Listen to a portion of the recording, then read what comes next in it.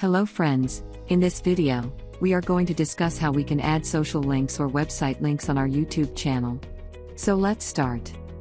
Just click on the channel icon at the top left corner, then click on your channel. Then click on Customize Channel button. Then go to the Basic Info tab. In the Links section, you can add or delete your links. Let's add it.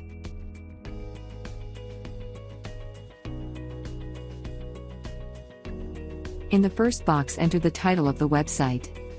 In the second box, enter the link.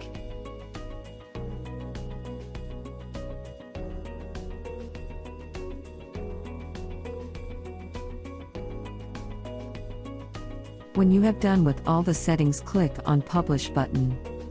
Your links will be saved. So I hope you like the video. Don't forget to subscribe to the channel.